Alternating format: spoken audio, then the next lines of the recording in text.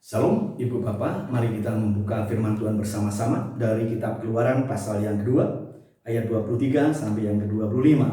Lama sesudah itu matilah Raja Mesir, tetapi orang Israel masih mengeluh karena perbudakan, dan mereka berseru-seru sehingga teriak mereka minta tolong karena perbudakan itu sampai kepada Allah.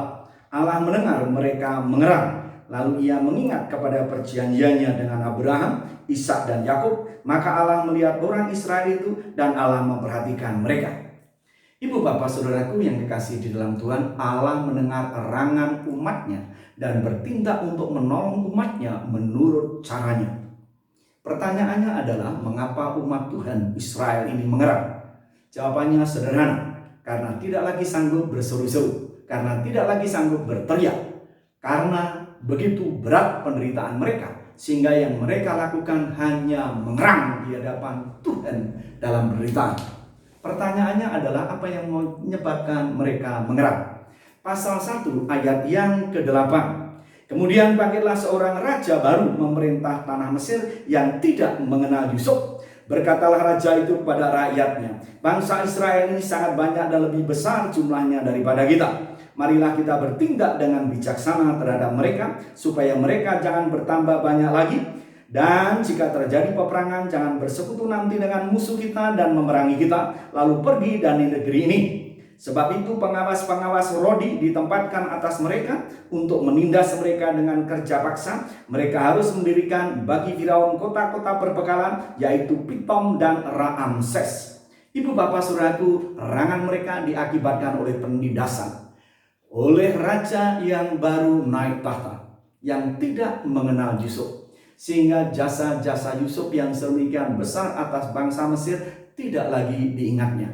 Dan raja yang baru naik tahta ini bukan hanya tidak mengenal Yusuf, tetapi sangat-sangat cerdas. Takut kepada bangsa Ibrani Israel yang sedemikian bertambah-tambah banyak dan tinggal di perbatasan itu.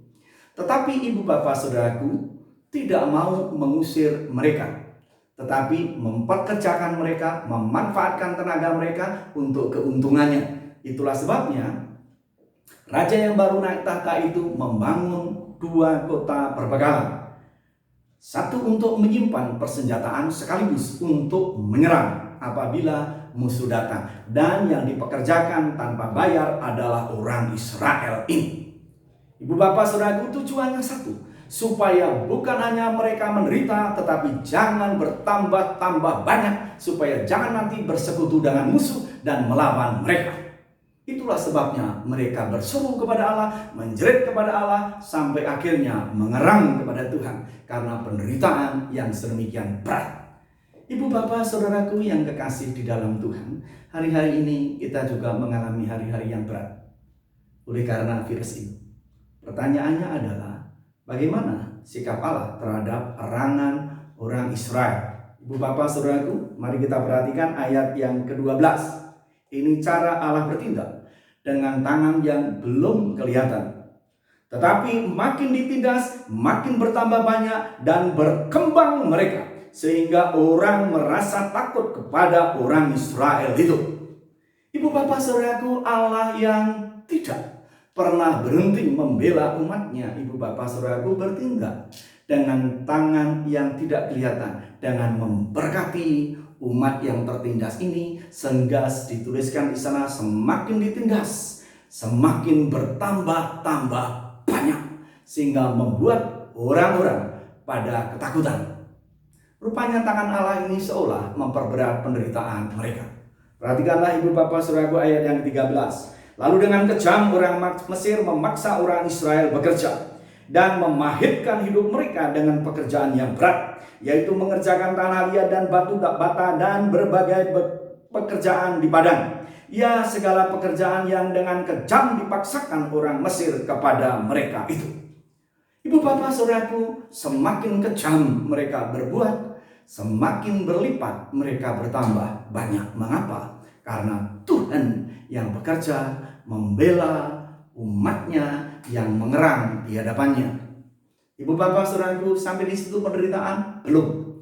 Ayat selanjutnya mengatakan, ibu bapak saudaraku, ayat 15. Raja Mesir juga memerintahkan kepada bidan-bidan yang menolong perempuan-perempuan Ibrani seorang bernama Sipra dan yang lain bernama Pua, katanya, apabila kamu menolong perempuan Ibrani yang waktu bersalin, kamu harus memperhatikan waktu anak itu lahir.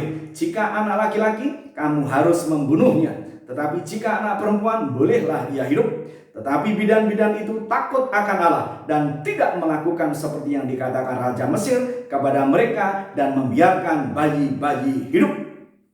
Ibu bapak saudaraku yang kasih dalam Tuhan, tangan Allah yang kedua yang bekerja tanpa kelihatan adalah ketika raja ini bertindak lebih lanjut, yakni memerintahkan bidan-bidan.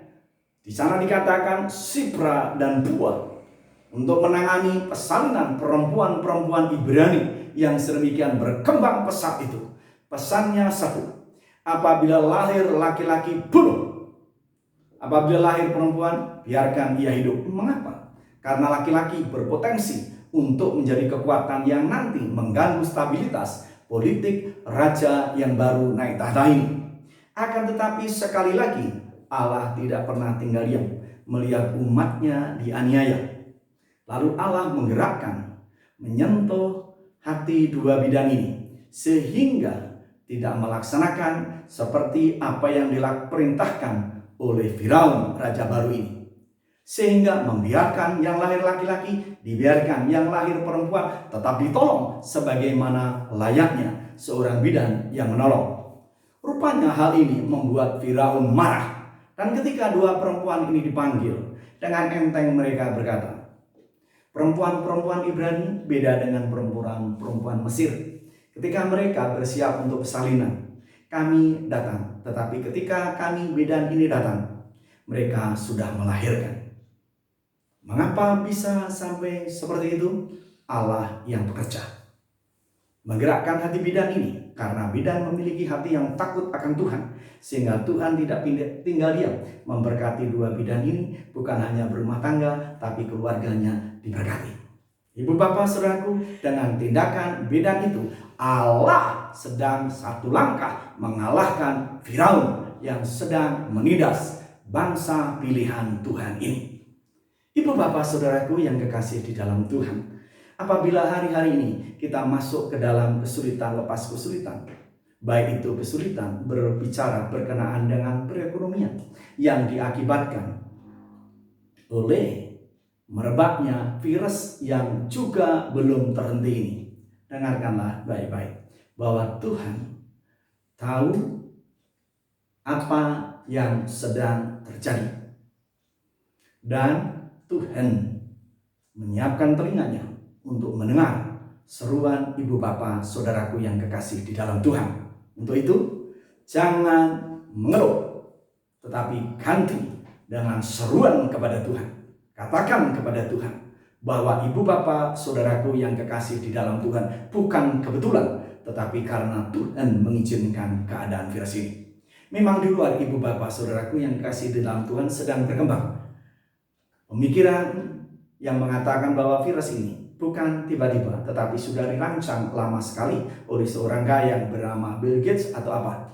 Lalu ibu bapak saudaraku dari pihak kelompok-kelompok anak-anak Tuhan yang lain terbelah menjadi dua bagian. Yang pertama mengatakan virus ini Tuhan izinkan karena dosa-dosa umatnya. Lalu sebagian hamba Tuhan yang lain tidak setuju hal itu. Tetapi ibu bapak saudaraku yang pasti tidak pernah terjadi segala sesuatu tanpa izin Tuhan. Berarti ibu bapak saudaraku, virus ini Tuhan izinkan terjadi karena Tuhan punya maksud dan rencana yang tersendiri. Oleh sebab itu ibu bapak saudaraku, jangan mengeluh di hadapan Tuhan. Terima ini sebagai bagian dari rencana Tuhan. Lalu yang kedua, biarkan tangan Tuhan bekerja di dalam memberkati ibu bapak saya dan saudara. Allah yang bekerja memberkati umat Israel yang tertindas ini sehingga perkembangannya sedemikian rupa banyaknya. Allah yang sama sanggup melakukan hal yang sama, yakni memberkati ibu bapak saya dan saudara dengan cara yang tidak kelihatan tetapi terus menerus bekerja. Lalu yang kedua, Allah yang sama yang sanggup menggerakkan bidan, Sipra dan Pua sehingga memiliki hati yang takut akan Tuhan. Itu menunjukkan bahwa Tuhan sanggup memakai siapapun juga untuk menjadi kepanjangan tangan dari Tuhan untuk mendengar dan menjawab keluhan ibu bapa saya dan saudara. Oleh sebab itu, percayailah Tuhan, dan percayailah Tuhan bahwa Tuhan mendengar seruan ibu bapa saya dan saudara dan siap bertindak untuk menolong ibu bapa saya dan saudara. Kita berdoa. Bapa pencipta langit dan bumi, yang kami sembah, kami puji di dalam nama Tuhan Yesus. Bapa yang sungguh mengasihi kami, yang mengizinkan segala sesuatu terjadi untuk kebaikan kami. Saat ini kami tidak tahu rencana Tuhan yang baik atas kami di balik virus ini.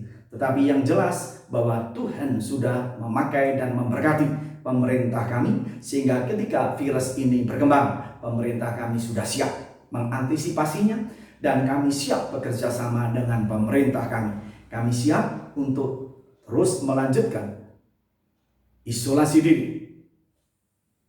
belajar di rumah, bekerja dari rumah, dan beribadah di rumah.